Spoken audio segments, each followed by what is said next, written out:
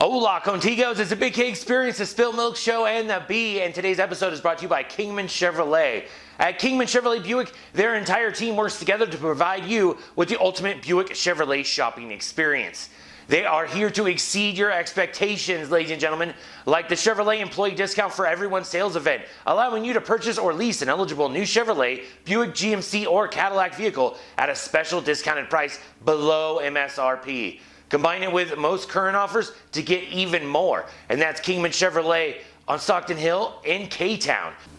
All right, we got a lot of stuff to talk about today, like laser clouds, no longer the future, how DNA can help you pick a mate, and revenge media cost this woman $200,000. All coming up.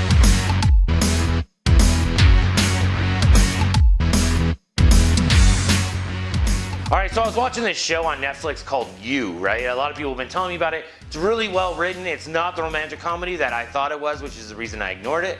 But it's a dark, kind of twisted version of romance with the stalker and all this kind of good stuff. But in it, the girl says that she believes in the stories, right? Like that fairy tale world where there's a Prince Charming or there's the evil queen or whoever trying to destroy her life. I get that, right? But once you become pretty much complacent with the fact that the world is going to be that kind of happy-go-lucky place, that you might be blinded to the fact that you might get screwed, right? However, I think it's kind of the opposite. Once you've practiced acceptance into the world, into where it's not that great of a place, to where bad things happen all the time, and to where you could get screwed over at any moment, it starts to become a very unhappy place where that you would like to try to escape. I don't want to be that way. So I was watching this show and I was thinking to myself, I want the world to be more like a fairy tale. I want to do my best part, or more like a sitcom, really, because I was watching The King of Queens right after this when this all happened. And I was thinking to myself, because it was on the show and I was like, I haven't seen that show in forever, so I watched it. It's one of those situations where I want it to always have a happy ending. I want to do my best to make people smile and feel good about themselves. So that's kind of what I'm trying to do in my life outside of this show, obviously. This show really, hopefully brings happiness, but education, a little iffy. But I've been having fun trying to do it, just practicing different things. I went to some long meeting yesterday towards part of an organization that I'm in, and it was lasting forever. I cannot handle long meetings like that where I have to take notes, because the person that's supposed to take notes was sick in the hospital. I hope she gets better, Shai. I hope you get better. So I had to take notes, and I am terrible at it. I'd be zoning out halfway through them talking, and my friend Felicia would tap me on the shoulder and go, hey, you're supposed to be writing that down. And I was like, what? This is a job? This is what she does? Because this is miserable. I can't keep up with it. Like, they had a whole list of stuff that you're supposed to say, and people would say it in different orders. So I started to have this setup of name, year, date, all this kind of stuff that was going on, what we're going to be celebrating, how we're moving forward. All these things, I'd write it down in like a Microsoft Excel spreadsheet, right? Boom, boom, boom. And then the next person would start off with name, what we're going to do, what we're celebrating, year, date, all that kind of stuff, what our expectations are. And then the next guy would start off with our expectations, then tell me the name of the thing. And I was like, oh my God, these people are all messed up in the head. And so then it came my turn to say all those things. And I said them different too. And I was like, what's wrong with you? You literally just got mad at that one person for doing that. But as you can tell, I'm not upset over it. You know, it wasn't like one of those things where I'm never going to do it again. If I ever do it again, I'm prepping. Let me tell you what, I might make a spreadsheet and just answer the questions as they say them, rather than try to make my own as I'm writing it, you know, and separating everything. But either way, the world could definitely be a better place if I never had to go to one of those meetings again or take notes at them. I don't really mind the meetings so much, but the taking notes, not my jam, ladies and gentlemen. I am terrible at it. So then I went and hung out at a campfire with some friends of mine, and it was cold. Like, I don't understand how I could be so close to the fire, my shins feel like they're melting off, but the rest of my body feels nothing at all. It's just like, we're gonna stay cold. So I turn my chair to the side, and I feel like the chair's melting before I feel the heat. I think that because maybe I have, you know, I ain't exactly the skinniest person on the planet, so I got this like layer of fat that just keeps the cold in and just fights with the warmth. It has to, because otherwise, why am I freezing to death when there's a big old fire right next to me? I should be in bliss at this moment in time, and instead I am suffering 100%. But it was worth the company. We had a great time. You know, sat out there. They all smoked cigars, which I'm not into, and talked about them a lot. and then talked about them all dirt biking, which again, I'm not into. I've never really actually dirt biked before or ridden any kind of off-road vehicle that wasn't like an Odyssey or something you sit in with a steering wheel. So I don't really have much to say. I've been more on Sea-Doos and jet skis and stuff like that because obviously I live by the water. So they had all this input and they're like, oh yeah, you just drop into this gear. Oh, what if you do the instant engine shutoff? And they look at me and I'm like, look man, I got no opinion on this whatsoever. You might as well just keep talking, I'll just sit in the background.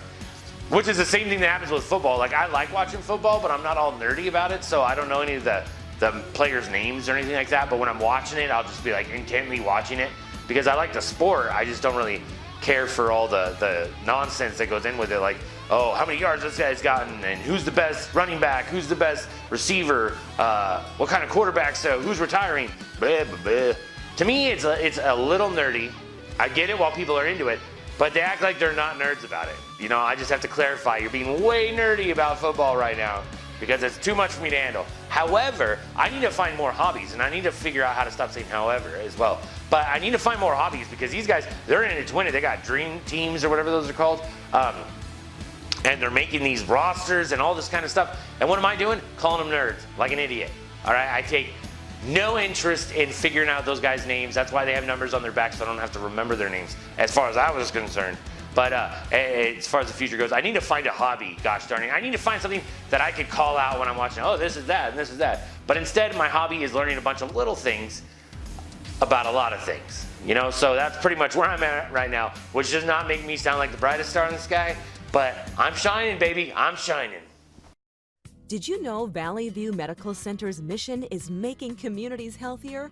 We do that by offering a spectrum of services locally. Procedures for gastroenterology, orthopedic, ear, nose, and throat, pulmonary, women's health, and more are performed at the medical center. Whether inpatient or outpatient, you can confidently stay close to home for your joint replacement, colonoscopy, or ENT procedures. To learn more, go to valleyviewmedicalcenter.net. All right, speaking of the sky, all right, I might have put laser clouds in the description, which makes it sound way cooler than what it is, but this is what it is. We always hear about areas with extreme drought, but what about areas that get too much rain, which can kill crops, flood houses, just completely sweep away houses in some areas if you live on a hill, which I don't know why you would have done that. Where it rains a lot, you built a house on a hill. Speaking of not being the brightest star in the sky as well. But there's a lot of hard-hit locations. But researchers are firing lasers into clouds, both natural and lab-simulated ones, to stop the drops. I'm gonna explain this to you. And this is the future, guys. All right, if you don't want it to rain in your neighborhood, like imagine how much this is gonna affect places like Oregon and Washington that rain incessantly and how much of a devastating impact it might have, especially with droughts everywhere. Maybe if you stop rain in one area, you'll get more rain in another. So there's benefits, and of course we could screw up the Earth's ecosystem and we all die a fiery, hellish death. Physicists have found that as lasers ionize air inside the clouds, the tiny nucleation sites where water forms around dust and bacteria become moisture magnets. As more sites attract more moisture, they compete with each other. Water droplets need mass to fall, so they take much longer to become fully grown and do that dance. While clouds still might rain, at least it won't be until after your parade. So they're just kind of stalling the process by collecting all the dust and bacteria into one place with the lasers, and then the water's like, what are we supposed to connect to? But what if they make like mega drops, right? Like these huge drops, they're like the size of golf balls, just taking people out left and right, destroying cars. I don't know, I guess we'll find out as science moves forward, and I'm sure it'll be one of those things they'll figure out before they unleash the beast in like Portland. But I don't know, the terrorists might have another attack. We're gonna do the massive rain, and we're gonna destroy everything. But I'm no scientist, so I have no idea what mega drops would do. All I know is I don't want mega drops in my city. I'm just kidding, I don't know why I said that. So how can DNA help you find a mate? Well, I'm gonna break it down to you right now. When you choose someone to marry, you may not realize that you're falling in love with more than a sense of humor and fabulous physique. Sad. But one of the traits that attracts us to our mates is educational achievement. It turns out that our educational DNA is one of the sparks that helps light the romantic fire. British researchers have concluded that our genes drive us to a relationship with someone who has a similar level of education. What? So if you're smart and they're smart, you're good to go. Now I've always wondered why these girls like that would get with junkies or get with these just dirtbag guys, probably because they're not the brightest stars in the sky. And I started to realize that that these women can tell if you're lying because you're not that smart to lie well enough to get around their education. But they're saying the similar education level. So this is all led by David Hughes Jones, my man, a senior lecturer at the University of East Anglia School of Economics. The study team followed 1,600 men and women in the United States who were either married or living together. So they're not dating, they're already in a relationship. They found that those who had genes for high educational achievement tended to marry and have children with someone who had similar DNA, while it's long been known that we tend to choose mates who have similar traits, a phenomenon that is called assertive mating. So if you practice assertive mating, way to go. You're part of the evolutionary chart. This is one of the first studies to suggest that genetics plays a role in selecting a partner with similar educational levels. Probably because it's some economics places are like, yo, how do they find girlfriends and we don't? Well, this is why. It seems that smart, highly educated people will marry each other and produce children who are also smart and highly educated. This is good for society, but also increases social inequality in future generations. Hey, survival of the fittest, I get it. But I can imagine this smart guy trying to date this chick and she's like, no. And he's all, she must be super stupid, dude. Obviously, to not want to date me, she must be a damn idiot. So, that's a great scapegoat, if you ask me. If you got some nerdy dude, who's a nerd in like, Magic the Gathering and Pokemon and stuff, but is really smart, and he's trying to date this girl that's like a socialite-esque type of girl, or just a valley kind of girl, or whatever, I don't know how else to say that. I would understand that he could look at her and go, oh, I know why you don't want to date me, because you're an idiot. Boom. In your face, pretty lady. All right, how revenge media posts cost a woman $200,000. And when I say revenge media, I mean revenge social media posts. It seems you can't just rant about anything on social media. In Vancouver, Canada, this is what they're all about. Noelle Halcrow now owes her ex-boyfriend $200,000 after defaming him with what a judge called a relentless and malicious social media campaign. Of course, it's an ex-girlfriend. Who cares? First off, negative social media only brings attention to you. And if you haven't noticed, and I talked about this on yesterday's episode, there's some hug hormone that is produced in women when they are with someone who is a degenerate or basically a crappy boyfriend. So this guy's just the name of their game. So telling everybody how terrible he is might get him more dates. Halcrow posted over 85 messages calling ex-boyfriend Brandon Rook no good drunkard and down and out failure who was unfaithful, homophobic, and bisexual. So homophobic, bisexual, among other things. Perhaps more seriously, she accused him of perpetrating sexual assault and spreading herpes. Oh, that is a woman's scorn for you right there.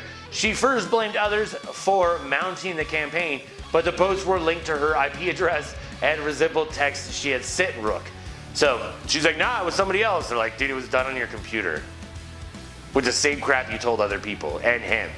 She's like, oh yeah, well I mean, I said some of it or most of it, whatever. Supreme Court of BC Justice Elliot Myers said the posts were motivated by malice and ordered her to pay Rook $200,000 as well as $40,000 to cover his reputation consultant costs.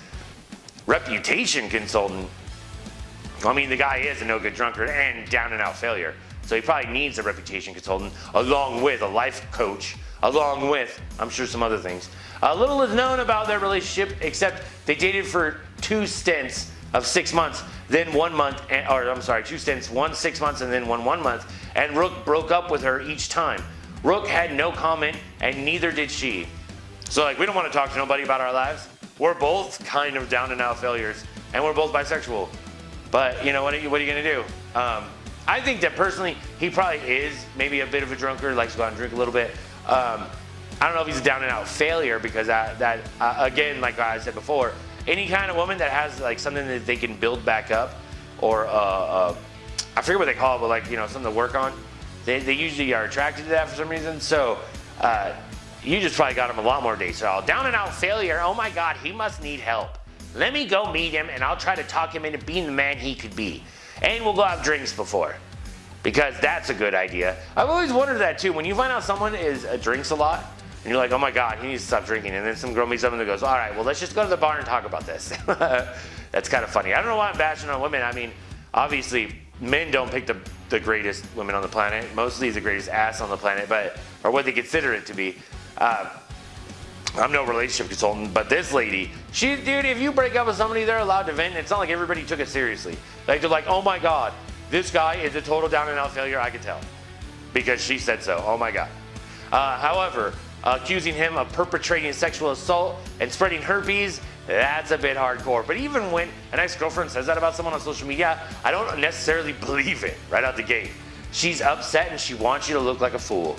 All right, way to go, too, because obviously she nailed it out enough to where she had to pay him $200,000 as well as $40,000 to cover his reputation consultant, which again, I didn't know existed, and he sounds like an idiot for needing a reputation consultant, and he doesn't deserve $200,000. I say just give him the reputation consultant, and he'll learn how to fix his reputation from not being a down and out failure. I don't know. That's just stupid to me. And the more I think about it, the more upset I'm getting over the reputation consultant. The $200,000, he'll buy another home, whatever, he'll be fine. She'll be upset at life and realize never to say anyone has herpes ever again. But needless to say, either way, I think they'll live a long and happy life, and I'm glad I'm not part of that experience in the whole relationship consulting. I might get into that, actually. I'm going to learn how to become a reputation consultant and experience it all the way through. It's a Big K Experience, the Spilt Milk Show with the B. Thanks for viewing.